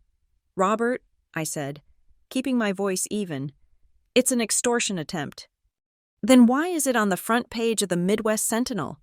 Another board member, a venture capitalist from Chicago, shot back. He shared his screen. The headline was lurid. "Cold-hearted CEO. My daughter is worth millions but left us to die." "Tessa, let's be practical," Robert said, his tone softening into the one he used when he was about to give a command he was pretending was advice. "This is a PR fire. You put out fires with water, or in this case, with money. How much do they want?" "I'm not paying them," I stated. "That's childish," the VC snapped. "You're letting your emotions run the company. Settle with them. Pay them off. Make them sign a non-disclosure agreement. This isn't a family fight. It's a line item. Call it PR crisis management. 10,000? 50? 100? It's a rounding error compared to the Belgian contract. Just make it go away." No, Mara interjected, her voice cutting through the speakerphone. We do not negotiate with blackmailers. The moment we pay them, we validate their claims. We admit guilt. What happens in 6 months when they want more? Or when the NDA accidentally leaks? We will be owned by them, and this board will be funding it. The argument raged for an hour. Pay them. Don't pay them. Issue a statement. Stay silent. I felt like a tennis ball, batted back and forth between their projections of me as a weak-willed daughter and a reckless CEO. I finally ended it. This is not a negotiation. It is a legal defense strategy. Mara and I have it under control. The answer is no. We are not paying them. The silence that followed was heavy with disapproval. The VCs logged off. Robert just shook his head at me through the screen, a look of profound disappointment. You are making a terrible mistake. Tessa, you are putting your pride before this company. The video call ended. I was left alone in the conference room. That night, I didn't sleep. It was the first true sleepless night, the kind where the hours between 2 and 5 in the morning stretch into an eternity. I lay in my bed, staring at the ceiling, and for the first time, I felt a crippling wave of doubt. Was Robert right? Was this pride? I had spent my entire adult life building Aurora. It was my child, my cathedral, my fortress. It was the only thing I had ever created that was truly mine. And now, I was putting it on the line. For what? To win a fight against my parents? I thought of the Belgian contract, the 8 figures, the jobs it would create, the new lab it would fund. Was I really willing to sacrifice all of that? To sacrifice the work of my employees, just to avoid being blackmailed by my family? Maybe paying them was the logical move. The cold, CEO decision, take the hit, sign the check, and move on. The question hammered at me, is this worth it? Is your personal, moral victory worth the potential destruction of everything you have built? I felt small. I felt like the 16-year-old girl in her bedroom again, the girl who had given up Italy. I was being asked to sacrifice again, to put the needs of the family, this time, my corporate family, ahead of my own. I must have dozed, because I was startled awake by my phone buzzing on the nightstand. It was 5 in the morning. The caller ID said Nora Holloway. I snatched it up, my heart pounding. Grandma, are you okay? I'm fine, Tessa. Her voice came, dry and strong. But you are not. How do you know? Your mother. She and your father came by last night, after dark. They stood on my porch for an hour. They told me everything. How you had them thrown out. How you're trying to ruin them. How I must be so ashamed of you. I closed my eyes. What did you say? I told them my porch was cold and my tea was getting weak, Nora said. I told them to go home. Then I read the internet. I saw the video. That Lydia of yours. She has a real talent for fiction. She gets it from your mother. I felt the tears that I'd been holding back for days finally well up. They're destroying me, Grandma. The company. They're contacting my investors. They're costing us contracts. The board thinks I should just pay them. Maybe I should. You will do no such thing. Her voice was like steel. There was no quaver, no hesitation. But the company, I choked out, a sob catching in my throat. I'm destroying my company, all because I'm too stubborn. Tessa, you listen to me, she said, her voice sharp. You are not destroying anything. You did not light this fire. You are just standing in the middle of it. For your entire life, you have been their fuel. You've been the wood they throw on the fire to keep themselves warm. And the moment you stopped letting them chop you into pieces, they are screaming that you are trying to freeze them to death. This is not your fault. This is their nature. I was crying now, silent tears rolling down my cheeks in the dark. You built that company, she continued. Not them. You built it while you were carrying them on your back. Do not, for 1 second, believe that you owe them the fruits of a labor they did everything to sabotage. You are not being stubborn. You are finally being strong. We were quiet for a moment. I just listened to her breathe. She was my anchor. So what do? I whispered. You let them scream, she said. You let them throw their tantrum. You stand still. And you let them show the entire world exactly who they are. And you keep building. We hung up. I sat up in bed. The sun was starting to tint the sky over the Cascades. A faint, watery purple. I was exhausted. But the hollow panic was gone. It had been replaced by a cold, hard certainty. Nora was right. I wasn't the one destroying. I was the one who had stopped the destruction. That morning, I walked into Mara's office. She and the PR team were already gathered around a monitor, looking grim. They're planning a talk show circuit. Amy, the PR director, said. They're shopping the story around. Grieving parents versus Ice Queen daughter. It's irresistible. Good, I said. They all looked at me. Tessa, they're going to crucify you, Amy said. They're going to try, I said. Mara, what was that strategy you mentioned? The one where we let them hang themselves? Mara's eyes lit up. The trap. It's not a PR strategy. It's a legal one. We don't fight them in the media. We fight them in discovery. We let them go on television. We let them tell their story, over and over, to as many people as possible. We let them lock themselves into a public narrative. And then? I asked. And then they file their lawsuit, Mara said, a grim smile spreading across her face, which they will, because their egos are writing checks their bank accounts can't cash, and the moment they file, we file our response, a counterclaim, not for emotional distress, but for fraud, for misappropriation of funds, for defamation, and we attach every single bank statement, every doctored invoice, every one of Lydia's Bali vacation photos, time-stamped against your emergency wire transfers. We make the legal discovery public, I realized. We let the trap spring itself, Mara said, but you have to be ready. Tessa, to do this, you have to endure the next phase. You have to be willing to be the villain. You have to sit there, silent, while they call you a monster on national television, knowing that your answer is coming, just not today. My phone buzzed, a private number. I glanced at it, then answered. Tessa, it's Mark Bevel. My blood ran cold. Mark Bevel was one of my earliest angel investors, a man who had retired years ago. He was a mentor. Mark, I said, trying to sound normal. It's been a long time. Not long enough, it seems, he said, his voice gravelly.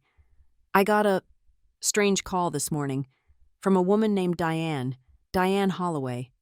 I felt the floor drop out. She called you, I whispered. Yes, found my home number. Somehow, she told me a very long, very sad story about her sick husband, her struggling daughter, and her other daughter, the CEO, who was withholding life-saving medical care. She was crying. Tessa, she said you were unstable. She said she was worried about her investment. She said she was worried you were a danger to your own company. I sank into a chair. This wasn't new. This wasn't a reaction to Thanksgiving. This was an escalation of a pattern. She was poisoning the well, I said. Before any of this, she was already working to paint me as unstable. It seems so, Mark said. She didn't ask for money directly. She was far more clever than that. She was planting the seed of your incompetence. I just thought you should know who you're dealing with. Thank you. Mark, it means more than you know. I hung up. I looked at Mara. The last shred of doubt was gone. This wasn't about money. This wasn't about love. This was about power. It was about who got to control the story of my life. For 32 years, they had been the authors, and I had been the silent character who paid the bills. I turned to my monitor. I pulled up Lydia's video, the one with 1 million views. I watched her face, contorted in that perfect, practiced expression of pain. I hit the pause button. Then I opened a new window. I navigated to my secure server. I clicked on the folder I had created the night after Thanksgiving. Family fraud, evidence. I looked at the paused image of Lydia's fake tears, and then at the cold, hard data of her real life, the dates, the numbers, the lies. Okay, I said to Mara. They want to be the main event. Let's give them the biggest stage possible. I clicked on the first piece of evidence. Let them talk. Let them tell every lie they can think of. I want a record. I want it all on oath. We're going to bury them in their own bullshit, Mara said. No, I replied, my eyes on the screen. We're just going to authenticate it and let the truth do the rest. The view from Mara Lewis's office was a panoramic sweep of a rainy Seattle afternoon, but neither of us was looking at the weather. We were looking at a printed copy of an obscure Ohio statute that Mara had highlighted in neon yellow. It is called the Filial Responsibility Law, Mara said, tapping the paper with her pen. In simple terms, it means that in certain states, if a parent is indigent and unable to support themselves, the state can compel their adult children to pay for their care. It is archaic. It is rarely enforced across state lines, but it exists. I stared at the document. My father had not been bluffing in the lobby, or rather, he had found a lawyer desperate enough to sell him a bluff that sounded like a threat. So they can actually sue me for being successful? I asked. They can try, Mara corrected. Winning is a different matter. To win, they would have to prove they are destitute and that you have the ability to pay without causing yourself undue hardship. But the real danger here isn't the judgment. It is the process. If they file this, it becomes public record. The media will run with the headline, "Billionaire Daughter Sued for Starving Parents." It gives them a legal hook to drag this out for years. She leaned back in her chair, her eyes sharp. However, there is a flaw in their plan. To sue you under this statute, they have to prove they are actually poor. They have to open their books. I saw where she was going. We don't sue them yet, I said. We let them sue me. Exactly, Mara said. We bait the trap. We encourage them to commit to a legal position. Once they file a lawsuit claiming poverty, every single financial transaction they have made in the last 10 years becomes subject to discovery. We don't just defend you, we audit them. The plan was motion, stealth, and patience. We went silent. We stopped issuing denials to the press. We let Lydia post her videos. We let the rumors swirl. We waited for the official demand. It arrived 3 days later. It came from a law firm in a strip mall outside of Cleveland, the kind of practice that advertises on highway billboards. The letter was 5 pages of moral outrage dressed up in legal terminology. It demanded a fixed monthly stipend of $15,000, retroactive for the last 12 months, to cover essential living expenses and medical hardship. $15,000 a month. I sat in the war room, holding the letter. They weren't asking for help. They were asking for a salary. They are greedy, Mara said, reading the demand with a look of clinical detachment, and sloppy. Look at this paragraph. They claim your father is unable to work due to stress-induced heart palpitations caused by your neglect. We draft the response today, I said. Mara's response letter was a masterpiece of passive-aggressive legality. It did not say no. It simply asked for clarification. Dear Mr. Henderson, it read, Ms. Holloway is reviewing your client's request for financial assistance. In order to assess the necessity and appropriate level of support, please provide itemized documentation for the claimed $15,000 in monthly expenses. Specifically, we require medical invoices, prescription receipts, and proof of housing costs not covered by the mortgage payments. Holloway has already provided. It was the bureaucratic equivalent of asking a liar to show their math. We didn't have to wait long. My mother, never one to let a lawyer speak when she could scream, bypassed her own counsel and replied directly to my generic family email address. The email was a wall of text, devoid of punctuation and full of rage. How dare you ask for receipts, she wrote. Do you think I keep every piece of paper when I'm trying to keep your sister alive? The money goes where it is needed. The trip to the beach was therapy. The doctor said Lydia needed salt air for her lungs and her mental state. We fixed the roof because the stress of the leak was killing your father. You act like we are spending it on parties when we are just trying to survive the hell you left us in. Mara printed the email. She took a red pen and circled the sentence. The trip to the beach was therapy. She just admitted to using funds for non-medical travel. Mara said, she just classified a vacation as a medical expense. If she puts that on a sworn affidavit, it is perjury. If she admits it here, it is evidence of misappropriation. We waited another week. The silence from our end must have been maddening. They wanted a fight, and we were giving them paperwork. Then the notification came. They had done it. They had filed a civil suit in the Court of Common Pleas in Ohio. Gregory and Diane Holloway vie. Tessa Holloway. The complaint alleged abandonment, emotional distress, and violation of filial duty. They were asking for $2 million in back pay and future support. I sat in the conference room at Aurora, the thick packet of legal papers in front of me. My hands were steady. A month ago, this would have broken me. I would have been crying in the bathroom, wondering why they hated me. Now, I just felt the cool, hard satisfaction of a trap snapping shut. Now we move, I said. Mara nodded to the team of 3 junior associates we had assembled. Discovery is open. Pull everything. We built the counter case piece by piece. It was like assembling a mosaic of betrayal. First, the housing. We pulled the deed and the bank records. My parents claimed in the lawsuit that they were at risk of homelessness. The records showed the mortgage had been satisfied in full 8 years ago. They had been living rent-free while begging me for housing costs. Second, the medical fraud. We created a side-by-side visual. On the left, the dates Diane claimed Lydia was bedridden and in critical condition. On the right, Lydia's own social media posts from those exact dates. August 12th. Mom claims Lydia is in the hospital. August 12th. Lydia posts a photo of herself holding a margarita in Cabo San Lucas. Caption: Living my best life. November 3rd. Mom requests $3,000 for emergency medication. November 5th.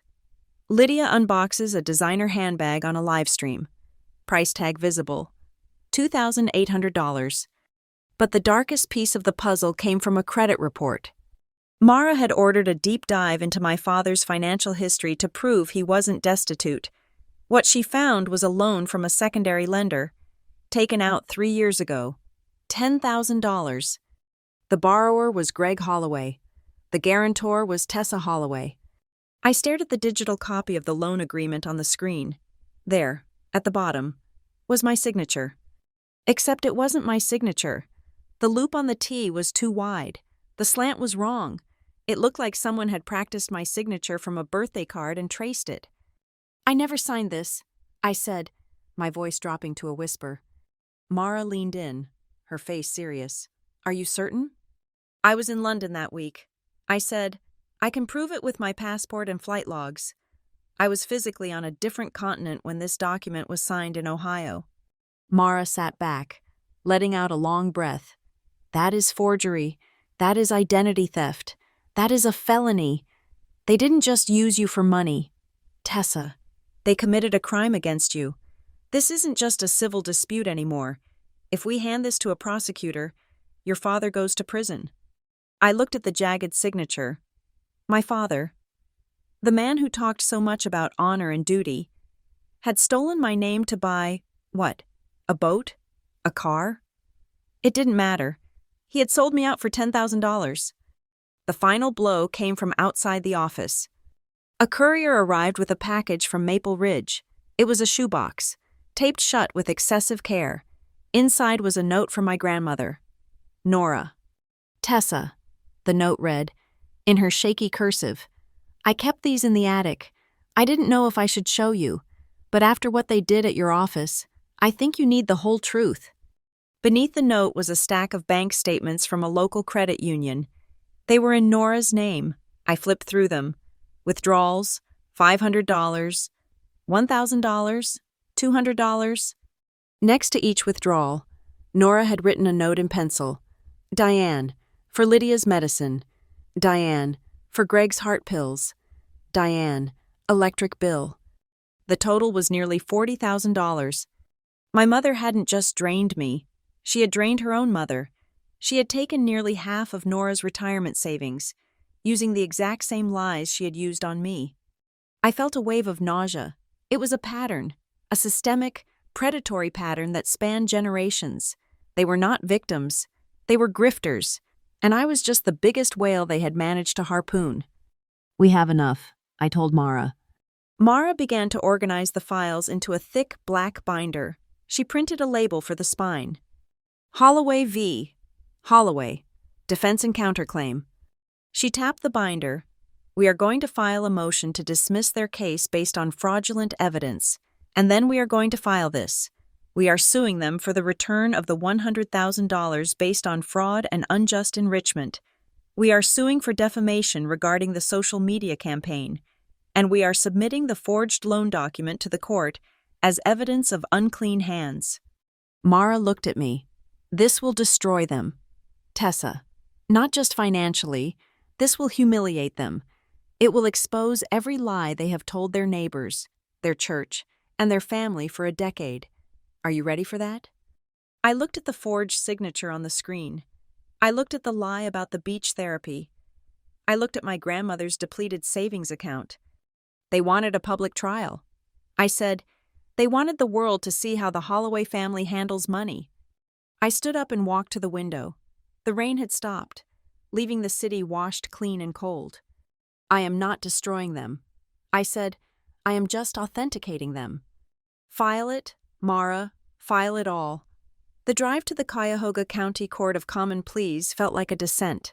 I had left Seattle 2 days prior, trading the clean, rational grid of my city for the damp, gray familiarity of the Midwest.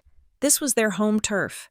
This was where their narrative was strongest, where they were the known quantity, and I was the runaway daughter who had returned, too big for her britches. Outside the courthouse, the air was wet and cold, the sky the color of dirty snow. It wasn't a major media event. There were no national news vans, but there was one local news truck, a few curious neighbors I vaguely recognized from my childhood, and, of course, Lydia. She was already performing. Her phone was on its gimbal, and she was pacing the wet sidewalk, mascara running just enough to be tragic.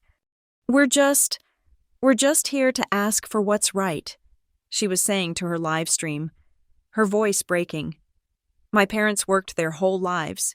They're sick, and my sister, she has so much. We just want her to help. Please, pray for us. Pray that the judge sees the truth. I stepped out of the black town car. I had chosen my armor with care. A simple dark wool suit, impeccably tailored, with a plain silk shell underneath. It was quiet, expensive, and broadcasted competence, not wealth. Beside me, Mara Lewis looked like she owned the building, her leather briefcase clicking against her leg. We were flanked by a silver-haired man in a three-piece suit, our local counsel. A man whose hourly rate alone could probably fund my parents' entire lawsuit. My mother and father stood near the steps, huddled with their lawyer.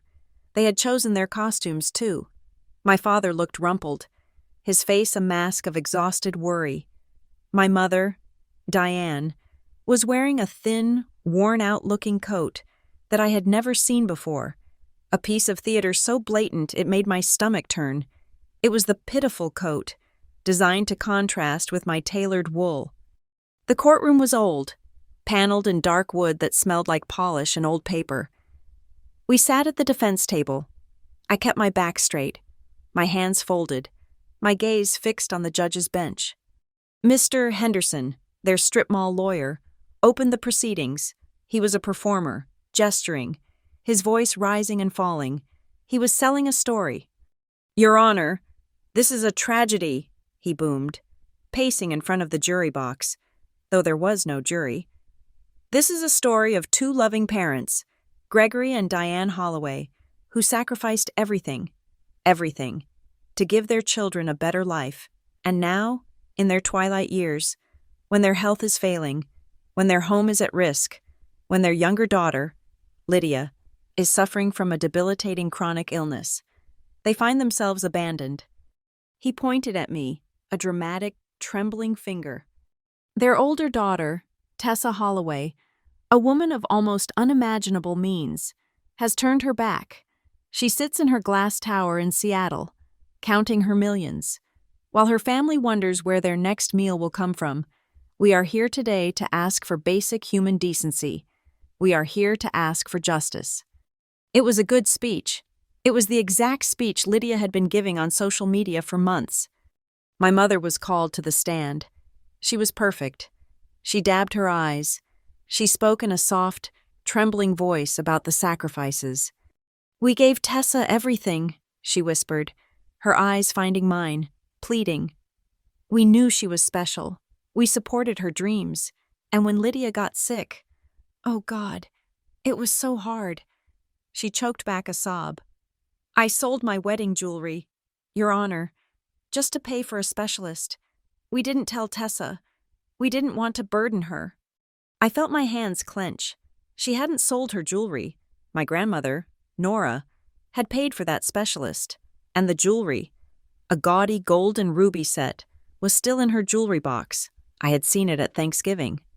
"We are not asking for a handout." Diane wept. We are drowning, and she won't even throw us a rope." Their lawyer sat down, looking profoundly satisfied. The judge, a no-nonsense woman in her 60s, looked at Mara. "Your witness?" Mara stood. She didn't walk to the witness stand. She stood at the table, a picture of calm neutrality. "Mrs. Holloway," she said, her voice clear and precise, "you've testified that you are drowning in debt due to medical and housing costs. Is that correct?" "Yes," Diane sniffled. "It's just overwhelming." "I understand," Mara said. "Then you will, of course, have the documentation for those debts. May we see, for the record, the outstanding mortgage notices you mentioned in your complaint? The ones threatening to take your home?" Diane looked at her lawyer. Henderson stood up. "Your Honor, my clients provided a summary of their debts." "A summary is not evidence," Mara said. "We are asking for the original bank notices, the foreclosure warnings." We received those electronically, Your Honor." Diane cut in, her voice suddenly less fragile. "I don't know how to print them." "I see," Mara said. "Then let's move on to the medical bills. You claim they are astronomical. Please provide the court with the invoices from the past 12 months that form the basis of your $2 million request." Henderson fumbled with a thin file folder. He pulled out a few sheets of paper and handed them to the bailiff, who passed them to Mara. Mara looked at them, one by one. She held one up. "This invoice," Mara said, "from the Ohio Wellness Infusion Center for $5,000. It appears to be a printout from a web template." Henderson jumped to his feet. "Objection. Counsel is..." "Is it?" the judge asked, leaning forward, her eyes narrow. "Let me see it." Mara handed it to the judge. The judge looked at it for a long, silent moment. She had seen the same Google template I had, the one with the misaligned fonts. "This is thin, Mr. Henderson," the judge said, her voice dripping with skepticism. "Your Honor, my clients are not accountants," he blustered. "No," Mara agreed.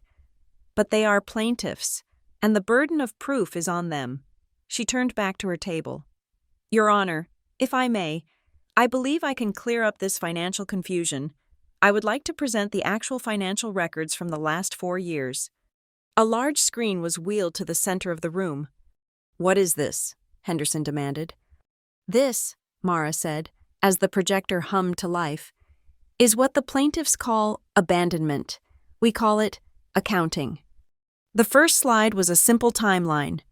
Total funds transferred from Tessa Holloway to Gregory and Diane Holloway. Past 48 months, the number was there in bold black font, $118,000. A collective gasp rippled through the gallery. I saw the nosy neighbors staring at my parents. "Now," Mara continued, "let's look at how that money was used. The plaintiffs claim it was for essential medical needs. We found a different story." The next slide was a split screen. On the left, a copy of an email from my mother, dated March 4th.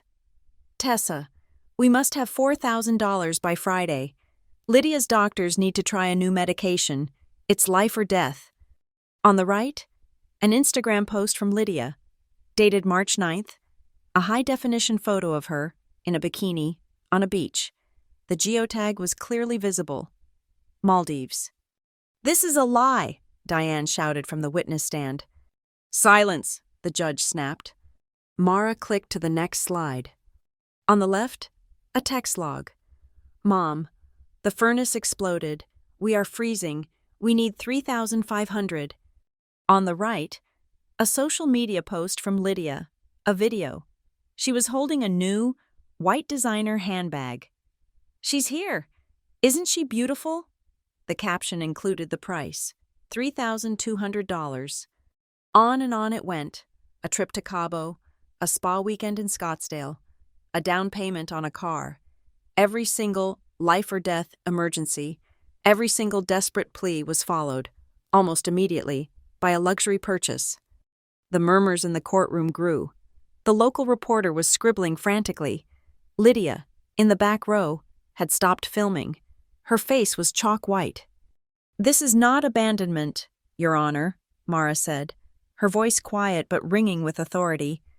"This is a systematic, long-term pattern of financial fraud. Ms. Holloway was not a daughter. She was an ATM." Diane was openly sobbing, but this time it was not for the judge. It was for herself. "Mr. Holloway," Mara said, "your witness is dismissed." Diane stumbled off the stand. The judge called for a brief recess. When we returned, my father was called. He looked different. The bluster was gone. He looked cornered. Mara let him sit for a moment. Then she approached. "Mr. Holloway," she said, "you claim in your affidavit that you are unable to work due to stress and a heart condition. Is that correct?" "Yes," he muttered. "The stress of all this?" "The stress of your daughter refusing to pay for your lifestyle. You mean—" "Objection," Henderson yelled. "Sustained. Rephrase, Ms. Lewis." "My apologies. Your Honor, Mr. Holloway, let's talk about your finances. Are you familiar with a consumer loan from Apex Lenders, taken out 3 years ago, for $10,000? My father's blood drained from his face. I don't recall." "Let me refresh your memory," Mara said, placing a document on the projector. It was the loan agreement. "This is a loan, in your name, and the guarantor. The person whose signature made this loan possible is Tessa Holloway." I watched my father's hands grip the wooden rail of the witness box. "My wife," he stammered, just as I knew he would. "My wife handles the paperwork. I don't know." "You don't know how your daughter's signature appeared on a loan document, on a date when, according to her passport stamps, she was in London?" The room went utterly silent. "Mr. Holloway." Mara's voice dropped, becoming soft, almost conversational, but laced with granite. "Are you familiar with the criminal penalties, in the state of Ohio, for felony forgery?" "Objection!" Henderson screamed, leaping to his feet. This is badgering. It's inflammatory. This is a civil matter." "Sustained," the judge said, but she was staring at my father. The word felony was hanging in the air, thick and toxic. "I have no further questions for this witness," Mara said. The judge looked at the clock. She looked at Henderson, who was pale and sweating. She looked at me, then at my parents. "Mr. Henderson," the judge said, her voice heavy with impatience, "your entire case seems to be built on evidence that is questionable at best and fraudulent at worst. The testimony provided does not align with the financial records submitted by the defense. I am ordering a continuance." She banged her gavel. "Both parties will submit full, verified financial disclosures to this court within 10 business days, and Mr. Henderson, I strongly suggest you advise your clients on the legal definition of perjury." The hearing was over. As the room cleared, I saw the neighbors, the ones who had looked at me with such judgment at Thanksgiving, hurry past my parents, refusing to make eye contact. The local reporter was running for the door. Lydia was gone. My parents were still sitting at their table, frozen, as if the judge's words had turned them to stone. They were no longer victims. They were just two people, in a cold courtroom, who had been caught. The narrative wasn't just broken, it was shattered, and the truth, my truth, was finally the only thing left in the room. The shockwave from the hearing hit the public before we even left the courthouse. The local reporter who had been scribbling furiously ran past us, not to ask for a comment, but to file his story. We were back in the hotel war room, the gray Ohio sky pressing against the window. When Mara's phone buzzed, she looked at the text, and the first genuine, non-sarcastic smile I'd seen on her face appeared. "It begins," she said. "That reporter from the North Coast Ledger. He's young, he's ambitious, and he smells blood." "He wants a comment," I assumed, loosening my tie. "He's smarter than that," Mara said. "He's not asking for one. He's giving one. He says, 'Your courtroom presentation jogged some memories.' He's digging into Lydia's old crowdfunding campaigns, the ones for her experimental treatments from 3 years ago, before she had you as a dedicated bank. She grifted from the public? It seems our local reporter is finding a pattern. He found dozens of comments on an old GoFundMe page, people asking, 'What happened to that treatment? Where did the money go? Why did she delete the updates?' So what do we do?" "Nothing," Mara said. "We don't talk to him, but—" She turned to our PR head, Amy, who was on a secure video line. "He's going to be looking for public documents to verify his new theory. I want you to make sure he finds them. The public record of the mortgage satisfaction, the dates of the Maldives trip, point him to the data. We're not giving him a story. We're just authenticating." The article dropped 24 hours later. It was the lead story on the Ledger's website. The headline wasn't the salacious trash my parents had been hoping for. It was something far more dangerous to them. When family stories don't add up, a local case highlights a national issue of familial financial abuse. The reporter, this young, smart kid, had refused to take the bait of a simple rich daughter versus poor parent story. He had widened the lens. He framed my case as a textbook example of a growing, hidden epidemic. He interviewed a local forensic accountant and a family therapist who spoke about covert financial control and the weaponization of guilt. My name was there, but I wasn't the villain, I was the case study. He printed the facts, side by side. Fact: Diane Holloway testified her home was at risk. Public record: the Holloway mortgage was satisfied in full 8 years ago. Fact: Diane Holloway testified Lydia was bedridden and desperate for medicine. Public record: Ms. Holloway's public social media shows a 2-week vacation in Mexico during the same time period. He didn't call them liars. He just let the data speak for itself. The effect on Lydia's social media, her entire livelihood, was an extinction-level event. The platform that had been her weapon was now her executioner. Her comment section, once a river of prayers and poor you, became a tidal wave of fury. "I gave you $50. I thought you were sick." "Maldives? I can't even afford to go to the state lake." "You're a scammer, just like your parents. Give us our money back." The demand, the one that must have sent ice through her veins, started appearing in a torrent. "Show us the receipts.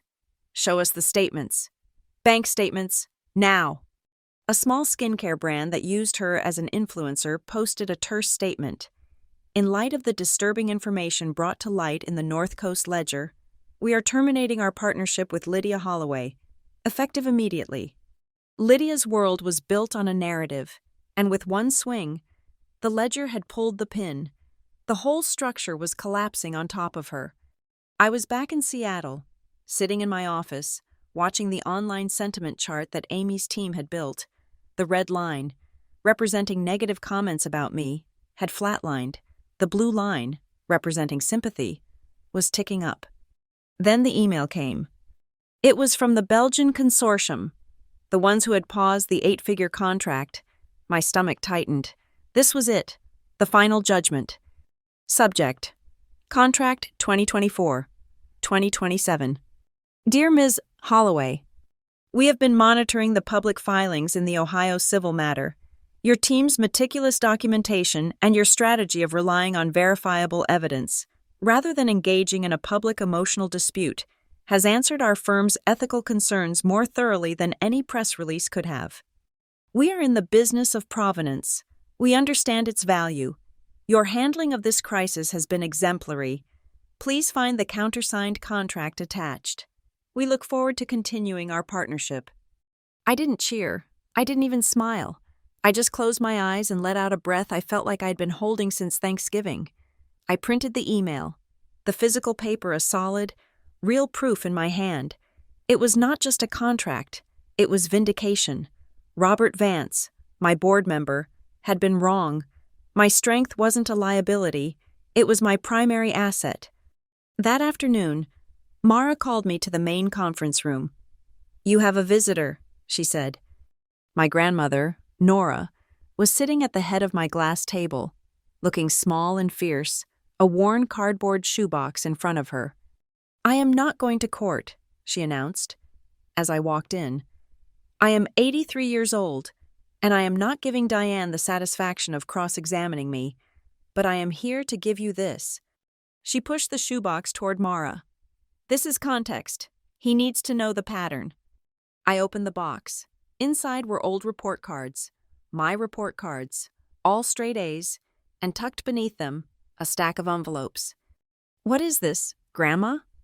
"That," she said, pointing, "is the truth about the 6th grade class trip, the one you weren't allowed to go on." The memory hit me with the force of a physical blow. I had collected all the money from the class, over $100. I put the envelope in my desk at home. The next day, it was gone. My mother had ripped my room apart, screaming at me, calling me careless, irresponsible. She'd told the school I'd lost it. I was shamed in front of my entire class. I stayed home for a week, sick with humiliation. "I didn't lose it, did I?" I whispered, looking at Nora. "Your mother took it," Nora said, her voice flat, devoid of emotion. "The transmission on the car failed. She didn't have the money, so she took yours, and she made you the villain to cover her tracks. She was furious that you had cried, because it made her look like a bad mother. She told me the whole story a month later, after half a bottle of cheap wine, bragged about how clever she had been. I stared into the box. All these years, I had carried that shame. I had believed I was the irresponsible one. "She's been doing this to you your whole life, Tessa," Nora said, her voice softening just a fraction. "She builds her world on your failures. If you don't fail, she invents one. This lawsuit. It's just the biggest lie she's ever told. You need to end it." She closed the box. "That is for your lawyer, for history. Now, take an old woman to get some decent coffee. This Seattle water tastes like rain." My team had a new spring in their step. The Tessa problem had become the Tessa strategy. Amy's PR team posted a new entry on the Aurora Company blog. It was titled, "The Value of Truth, Authentication in Art and Life." It was a brilliant piece of subtle warfare. It spoke about our company's mission, about separating verifiable fact from convincing fiction. "In a world of compelling narratives," it read, "only data is truly priceless. Provenance isn't just for paintings, it's for integrity." It never mentioned my family. It didn't have to. I, on the other hand, remained silent. I turned down interview requests from Good Morning America and The Today Show. I was not going to sit on a couch and cry for public sympathy. My case was not in the media. It was in the courthouse. I did, however, have to attend a data ethics conference where I was the keynote speaker. I walked onto the stage, the room filled with tech professionals. I spoke about AI, about deepfakes, about the responsibility we have to the truth. During the Q&A, a young computer science student stood up. "Ms. Holloway, this is a bit personal, but in your work, if you use data to prove that a story you had been told your whole life by people you trusted was a lie, what is the ethical path forward?" The room went silent. Everyone knew what she was asking. I gripped the podium. "The path," I said, my voice steady, is always forward, and it is always with the truth. Data isn't emotional, it isn't kind, and it isn't cruel. It just is. The ethics come from what you do next. You can use that truth as a weapon to destroy someone, or you can use it as a shield to protect yourself. I have always preferred to build shields. Lydia, meanwhile, was in a death spiral. Seeing her sponsors and followers vanish, she attempted one last, desperate video. No makeup, no filters, just her, in a pilled bathrobe, weeping into her phone's camera. "I just don't understand," she sobbed. "My sister, she has all this money, and she's twisting everything. She's painting us as the villains. We're the ones who are sick. We're the ones who are suffering. Please, don't believe her lies." The magic was gone. The comments were a massacre. Suffering in a $2,000 bathrobe? Your crocodile tears are as fake as your mom's hospital bills. It's over. Lydia, get a job. The final crack in their armor came not from us, but from them, their lawyer, Mr. Henderson, clearly panicked by the 10-day deadline to produce verified financials, sent Mara an email requesting a settlement conference. And he made a mistake, a fatal one. He forgot to delete the email chain he was forwarding. Mara called me into her office, her face grim. "The United Front is broken," she said. She turned her monitor. At the bottom of the email, in all caps, was a vicious, misspelled exchange between my parents. "Greg, this is your fault. Diane, you and your stupid lies about the house, you made us look like fools. Now we are going to lose everything." Diane, "My fault? You were the one who forged her name on that loan, you idiot. You could go to jail. You weak, stupid man, you've ruined us." They weren't a family fighting for justice. They were two co-conspirators in a failed heist, turning on each other to see who would take the fall. Mara looked up from the screen at the sentiment analysis chart on the wall. The red line, Auntie Tessa, was gone. The blue line, sympathy for Tessa, was high. But a new dominant green line had appeared. Family financial abuse awareness. "That," Mara said, pointing to the green line, "is how we win. We didn't win by making the world hate your parents. We won by making the world see that this happens. You're not just a daughter in a fight. You're the face of a problem thousands of people are facing, and you just gave them a playbook." The courtroom felt different this time. The first hearing had been tense and quiet. A toe in the water. This one, 3 months later, was a spectacle. The North Coast Ledger article had been syndicated. My case had become a touchstone for a national conversation. The wooden benches were packed. There were reporters from as far away as New York, curious law students, and in the front row, a small, quiet group of women who I recognized from the online support forums for victims of familial financial abuse. They had come to watch. Lydia was not there, neither was her phone. Mr. Henderson, my parents' lawyer, stood to begin. He looked deflated. The fire and brimstone preacher from the first hearing was gone, replaced by a man just trying to get through his notes. He rehashed the same tired points: the moral obligation, the duty of a child, the unfortunate misunderstanding about the finances. But his heart wasn't in it. The narrative was dead, and he was trying to give CPR to a corpse. When he sat down, the judge looked at Mara. "Ms. Lewis, your counterclaim." Mara stood. She was not a performer. She was an executioner. "Thank you, Your Honor. The defense has, in the past few months, completed a full audit of the Holloway family's claims. We found they were not just inaccurate, they were a work of fiction. I'd like to call our first witness, a representative from the family's health insurance provider." A man in a cheap suit took the stand. Mara led him through a series of simple questions. "According to your records, what were the total out-of-pocket medical expenses for Ms. Lydia Holloway over the last 3 years, after insurance was applied?" The man checked his file. "That would be $1,243. $1,000 over 3 years?" Mara asked, feigning confusion. "Not astronomical?" "No, ma'am. The policy covered 95% of all claimed procedures, including all infusions. Mara turned. The plaintiffs claimed they needed hundreds of thousands for life-saving care. The records show the total they actually paid was less than one of my client's monthly voluntary support payments. My mother's face was a mask of chalky white. Next, Mara said, I'd like to present the findings of a court-appointed forensic handwriting expert. This was the part I had been waiting for. A new witness took the stand. Mara placed the $10,000 loan document on the projector.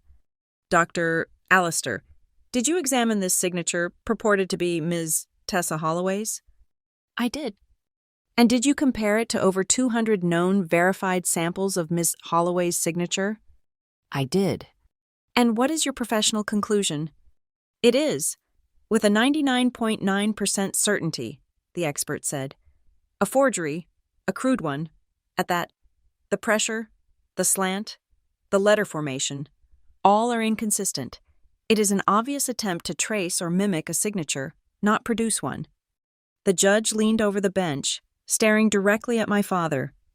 Mr. Holloway? Mrs. Holloway? Do either of you have an explanation for how a forged document, bearing your daughter's name, was used to secure a loan for your benefit? My father put his head in his hands. My mother stared at the floor. Mr. Henderson looked like he was going to be physically ill. I see, the judge said, her voice like ice. Your Honor, Mara said, the defense has one final witness. We call Mrs. Nora Holloway to the stand. My mother's head snapped up. Her eyes, wide with panic, flew to the back of the courtroom. My grandmother stood, small but unbending, and walked to the witness stand. She was sworn in. Mrs. Holloway, Mara said gently, you are Diane Holloway's mother. Is that correct? I am. And for the past 20 years, have you had discussions with your daughter about her financial situation? Many, Nora said, her voice thin but clear. Diane was always in need. Did she ever borrow money from you? Objection, Henderson shouted, standing. Relevance. We are talking about the last 5 years, not 20. It speaks to a pattern, Your Honor, Mara argued. A systematic, long-term pattern of fraud that is directly relevant to the counterclaim. Overruled, the judge said. I'll allow it. Answer the question, Mrs. Holloway. My grandmother reached into her handbag and pulled out a small, dog-eared, leather notebook. I made a record, she said, every time. She put on her glasses. $19.99, $200, for Lydia's new doctor. 2001, $500, for special vitamins for Lydia. 2004, $1,000, for a deposit on a treatment center. She went on. The courtroom was silent. It was a history of a life, paid for in lies. What is the total amount, Mrs. Holloway, that your daughter borrowed from your retirement savings under the guise of Lydia's health? $43,600, Nora said, and I never saw a penny of it paid back. Mara let the number hang in the air. Then she turned to face my parents. For over 30 years, Mara said, her voice resonating with cold fury, this family has operated a single, cruel con. They have used their younger daughter as a shield, as a fundraising tool, to defraud their own mother, their own daughter, and even, as we have seen, financial institutions. She pointed to the evidence table. They took money from Nora's pension. They took money from Tessa's salary. They forged Tessa's name on a loan, all, they claimed, to save Lydia. But the evidence shows where that money went, to a paid-off house, to Maldives, to handbags, to maintain an image in Maple Ridge, Ohio, that they could not afford. She turned to my mother. This was never about need, it was about greed. My mother was shaking her head, tears streaming down her face, but my father was looking at Lydia, and in that moment, I saw the exact second the united front shattered. Lydia, tell them, my father suddenly yelled, his voice cracking. Tell them it wasn't for us. Tell them. Lydia, who had been trying to shrink into the back wall, was suddenly the center of all attention. Tell them what, Mr. Holloway? Mara asked, her voice soft. Lydia looked around, trapped. Her lawyer, her parents, the judge, all staring at her. I didn't do anything, she shrieked, the words tumbling out in a panicked rush. I did what they said. I did what Mom told me to do. She said we had to keep up the family image. She said it was for the good of the family. I just posted what she told me to post. A gavel banged, but it was too late. It was a confession, a direct admission that the entire social media campaign, the one that had cost my company a contract, was a coordinated, deliberate fabrication. Mara turned to the judge. Your Honor, in light of that admission, the defense formally submits its counterclaim. We are suing for $118,000 in fraudulently obtained funds. We are suing for defamation and tortious interference, seeking damages for the paused Belgian contract, and, she paused. We respectfully ask the court to refer the matter of the forged loan document to the state prosecutor's office for a full criminal investigation. The judge looked at the stack of evidence. She looked at my parents, who were now just two terrified, broken people. She didn't need a recess. She read her ruling. It was absolute. Their case against me was dismissed with prejudice, meaning they could never file it again. The judge stated, for the record, that no filial support is owed when the relationship has been so clearly defined by financial exploitation. She noted that, far from being abandoned, my parents had been lavishly supported for years. She warned them, and Mr. Henderson, about the severe penalties for perjury and filing a frivolous, fraudulent lawsuit. On my counterclaim, she ruled in my favor. She did not order them to jail, but she ordered a judgment that was, in its own way, a life sentence. They were ordered to pay compensation for the business damages, a figure that was not in the millions, but was a deep six-figure sum, an amount I knew they could never, ever pay. It would mean the end of their comfortable life. And they were ordered to post a public retraction, a formal apology, to be written by my legal team and posted, for a period of no less than 1 year, on every social media platform they had used to defame me. Lydia's career, her very identity, was terminated. In the hallway, as we gathered our things, the noise was a dull roar. The reporters were held back, but they were there, snapping photos. Mara touched my arm, her voice low. The judge referred the forgery. A prosecutor will be in touch. They will ask you if you want to press charges. If you do, your father will almost certainly go to jail. So, the question is, Tessa, how much revenge do you really want? I looked at her. Before I could answer, a figure stumbled toward me. It was my mother. Her face was a ruin, the makeup gone, her eyes red and empty. Tessa, she whispered, her hand reaching out. Tessa, please. You can't. He's your father. Before her hand could touch me, another hand, small and wrinkled, shot out and blocked her wrist. It was Nora. She stood between us, her eyes, usually so sharp, now just filled with a bottomless, ancient sadness. You've taken enough, Diane, my grandmother said. My mother crumpled, the last bit of fight gone. I looked past her. I saw my father, being spoken to by his lawyer, looking not at me, but at the exit sign. I saw Lydia, a few feet away, staring at her phone with dead eyes, her face white. These were the people who had dominated my life, the monsters under my bed, the gods whose approval I had begged for. And now, they were just 3 adults, trapped in the smoking ruins of the lies they had built. They weren't gods. They weren't even family. They were just co-conspirators who had finally been caught. I looked at my mother's pleading face. I looked at the hallway that led to the prosecutor's office. I looked at the exit, where the sun was streaming in. I won't pursue the criminal charges, I said, my voice clear and steady. My mother let out a sob of relief, but I wasn't finished. On one condition, I said, looking at all 3 of them. From this day forward, my name, my company's name, my bank account, and my memory are never, ever used by any of you to gain so much as a free cup of coffee. You do not speak of me. You do not refer to me. I am no longer your daughter. I am no longer your sister. I am a stranger. And if I hear my name in your mouth ever again, I will give the prosecutor that call." Lydia looked up, her eyes flashing with some last spark of pathetic defiance. "You can't just—" "Be quiet, Lyd," my father muttered, pulling her arm.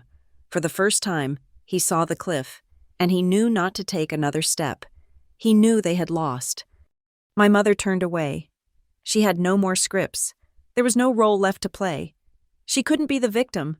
She couldn't be the righteous mother. She was just Diane, and it was not enough. I turned my back on them. Mara and I walked down the long hallway. I could hear the reporters shouting my name from the lobby.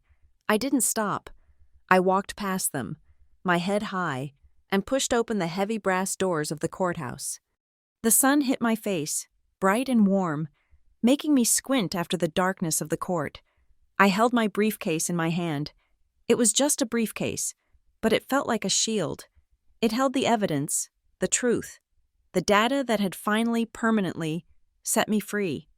I had come here at Thanksgiving as their daughter. I was leaving as myself. As I stepped onto the sidewalk, I heard the heavy courthouse door swing shut behind me.